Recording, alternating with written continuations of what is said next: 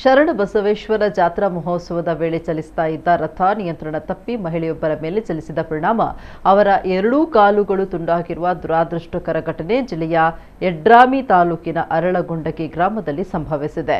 ಈ ಗ್ರಾಮ ಶರಣಬಸವೇಶ್ವರ ಜನ್ಮಸ್ಥಳವಾಗಿರುವ ಹಿನ್ನೆಲೆಯಲ್ಲಿ ಪ್ರತಿ ವರ್ಷವೂ ಜಾತ್ರೆಯನ್ನು ಭಕ್ತಿ ಭಾವದಿಂದ ಆಚರಿಸಲಾಗ್ತಾ ಇದ್ದು, ನಿನ್ನೆ ಸಂಜೆ ಸುಮಾರು 6 ಗಂಟೆಗೆ ಜಾತ್ರೆಯ ಅಂಗವಾಗಿ ಆರಂಭವಾದ ಶರಣಬಸವೇಶ್ವರ ರಥೋತ್ಸವದ ಸಮಯದಲ್ಲಿ ಭಕ್ತರ ಸಾಗರವೇ ನಡೆದಿತ್ತು. ಈ ವೇಳೆ ತಾಂತ್ರಿಕ ದೋಷ ಅಥವಾ ಜನದಟ್ಟಣೆಯಿಂದಾಗಿ ರಥ ನಿಯಂತ್ರಣ ತಪ್ಪಿ ಅಲ್ಲಿಯೇ ಇದ್ದ ನಾಗಮ್ಮ ಎಂಬ ಮಹಿಳೆಯ ಕಾಲಿನ ಮೇಲೆ ಹರಿದಿದೆ ಎನ್ನಲಾಗಿದೆ. ಗಂಭೀರವಾಗಿ ಗಾಯಗೊಂಡಿದ್ದ ಅವರನ್ನ ಸ್ಥಳದಲ್ಲಿದ್ದ ಜನರು ತಕ್ಷಣವೇ ಸಮೀಪದ ಆಸ್ಪತ್ರೆಗೆ ದಾಖಲಿಸಿದ್ದಾರೆ. ಗಾಯಾಳು ನಾಗಮ್ಮಗೆ ಸ್ಥಳೀಯ ಆಸ್ಪತ್ರೆಯಲ್ಲಿ ಚಿಕಿತ್ಸೆ ನೀಡಲಾಗಿದೆ. ಈ ದುರಂತ ಘಟನೆ ಹಬ್ಬದ ಸಂಭ್ರಮ ಕ್ಷಣಾರ್ಧದಲ್ಲಿ ಶೋಕವಾಗಿ ಮಾರ್ಪಟ್ಟಿದೆ.